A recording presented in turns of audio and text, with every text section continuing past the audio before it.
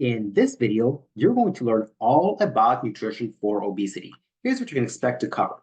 First, we'll talk about the different diets and what they restrict, and yet what's the one commonality between all of these different diets. Then we'll talk about the only two things that matter for fat loss. Is it the time that you eat? Is it the carbohydrates? Is it the number of meals you have per day? Or is it something else? You'll learn that in this section. Then you'll know why can't we stick to doing what we know we should do? What are the deeper level reasons we don't eat what we know we should? Then we'll actually answer the $1,000,000 question. What should you eat if you're trying to lose weight or lose body fat, etc.? Then we'll talk about how many calories you should eat, as well as how much protein you should get. If you want to learn when I publish more videos just like this, discussing exercise, nutrition, fat loss, and fitness, click like on this video and subscribe to my channel. Before we dive in, who am I? My name is Igor. I'm the author of 13 different books on exercise and nutrition, including 4 Amazon bestsellers. As well, I've been a personal trainer since 2006, and I've been training trainers since 2013 by speaking at various different personal training conferences. And I've done over 400 speaking engagements for some of Canada's largest corporations, including IBM, Bosch, American Express, University of Toronto, as well as others. Now, lots of different diets out there, and they tend to restrict something. For example, the Atkins, paleo, and keto diets tell you to restrict carbs. They claim that carbohydrates are the source of fat gain. So if you restrict carbohydrates, you lose body fat. And yes, you do lose body fat, but for a different reason, which you'll learn in a second. Intermittent fasting says that you can have whatever you want as long as you have it over 1 or 2 large meals instead of 4 or 5 smaller meals. The theory of portion control says you can have whatever you want, just in moderation. Nothing is off limits, just reduce the serving sizes. And the vegan diet says you should restrict protein by and large. So they all have a different opinion. One says restrict carbs, one says restrict meals, one says serving sizes, one says protein. There's one commonality, and that is as simple as calories. They all tell you to lower calories, which is really very simple when you look at it. Fat loss is extremely simple. There are only 2 things that matter: total calories and total protein. It's really that simple. Whether you have 2 large meals per day or 5 small meals per day, doesn't matter. Your ratio of carbs to fats doesn't matter. Whether you eat after 6 or you don't eat after 6, doesn't matter. The only 2 things that matter for fat loss are total calories and total protein. Weight loss is even simpler. Total calories are the only thing that matters. However, I assume you don't want to lose muscle mass, you don't want to lose bone mass. Hence, we're after a fat loss, not just weight loss. That's why protein matters. And we'll talk about how many calories and how much protein you should get later on in this video, so stick around. But really, nutrition is only a surface level issue. We already know what we should be eating. We know we should be eating more vegetables, more protein, and less junk. So why don't we do it? Because nutrition is, again, only a surface level issue. We assume that people who are overweight or obese don't know what to eat, but that's not true. If you're older than the age of 5, you know what you should eat. I don't think that I told you anything controversial just now about eating more veggies, more protein, less junk. Why don't we do it then? The real underlying factors that undermine our success are things like emotional eating, stress eating, cravings, lack of planning, as well as our social circles. These are the real underlying factors behind why it's so difficult to stick diets and to lose body fat and maintain it for the long term. And so if you want to learn when I talk more about how to break emotional eating, stress eating, cravings, planning, etc., so again, subscribe to my channel and you'll be notified when I publish more videos addressing those topics and those questions. So here's an example of what I mean. Here's one of my clients. Her name is Stellis. In this picture, she's 83 years old. And after asking her a lot of questions, I wanted to find out what's the simplest thing she could do. Because the most difficult way to lose weight is unfortunately also the most common way. That's called a diet. It's also called a meal plan. That's the most difficult way to do it. People will do it for 2 or 3 weeks, then they're going to fall off the bandwagon and start right back where they came from. So we're after simplicity, not complexity. So I asked Stellis a lot of questions, and based on that, I said, okay, I want you to do this.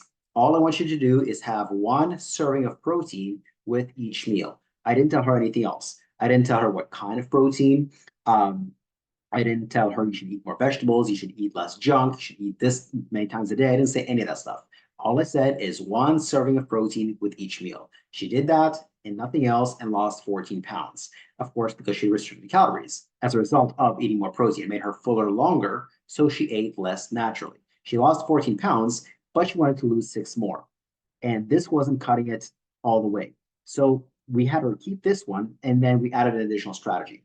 I asked her, at the end of a meal, how do you feel? Are you still hungry? Are you satisfied? Are you full or are you bloated? She says, I'm bloated at the end of each meal. I said, okay, how about we stop eating when you're 80% full? She said, sounds good.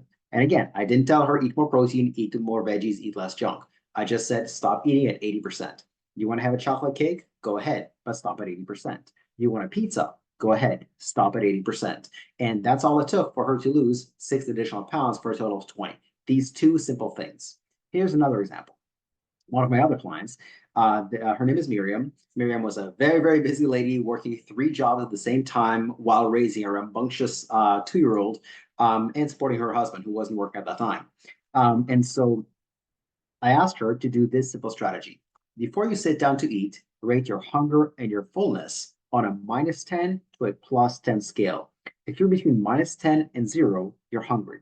If you're between 0 and +10, you're full. And so I had her do this. And what she learned was that very often she was sitting down to eat, and yet her ratings were in the pluses. In other words, she wasn't hungry when she was about to eat. So she was asking herself, why am I eating if I'm not hungry? And there's many reasons. Maybe it's just time to eat. Maybe it's convenient, etc.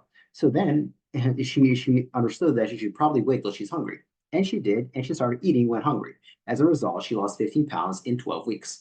And again, I didn't tell her what not to eat. I didn't even tell her what to eat. I just said, rate your hunger and fullness on a -10 to +10 scale. Again, we're after simplicity, not complexity. This is really and truly how you solve things like emotional eating, stress eating, and more. There are about 40 other strategies, which again, I'll talk about in future videos. And so if you need help figuring out what's the easiest way for you to lose weight, just fill out the application form at www.fitnesssolutionsplus.ca, which is also in the description below. And so the ultimate way, again, fat loss is simple in the sense that all you need is total calories and total protein. But the key is that you have to reduce your calories in a way that these are calories you won't miss. Because if you start to reduce calories that you miss, this is not going to be long term. So you can't have anything that's off limits. You just have to be mindful of which calories you don't really care for and yet you're eating. Okay.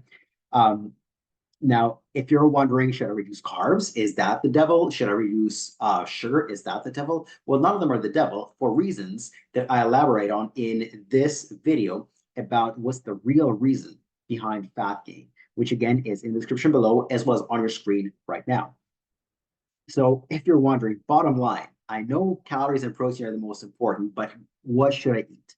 Here to keep it extremely simple, eat predominantly single ingredient foods. Here's an example. How many ingredients are in a tomato? Just one, tomato. How many ingredients are in a chicken? Just one, chicken. Okay. How many ingredients are in ice cream? A lot more than one. Okay. The more single ingredient foods you can eat, the greater you'll be able to listen to your hunger and fullness signals, and the less food it's going to take for you to feel satisfied and full. It's as simple as that. And so if you're wondering how many calories should I eat? Well, here is a very simple, very general formula. Take your body weight in pounds, multiply that by 15, and that's your maintenance calories. And if you want to lose weight, subtract 10% from that. So for example, if you weigh 200 pounds, you would multiply 200 by 15. That makes 3,000. That's what you're currently eating knowingly or unknowingly. You subtract 10% from 300 to make from 3,000 to make 300 calories. So your daily calories, if you're 200 pounds, should be around 2,700 if you're trying to lose weight. Once you've lost some weight, then you reduce it a little bit more, maybe from 2,700 to 2,600, 2,500, etc. And if you're doing the math for yourself and you're wondering, but Igor, that's so many calories. Well, chances are that that's what you're currently eating. Whether you know it or not, you're eating that much. I can't tell you how many clients I have that believe they're only eating 1,500 to 1,800 calories per day, and yet that might be one day of the week or 3 days of the week, but they compensate for that with things that they're not aware of or on weekends.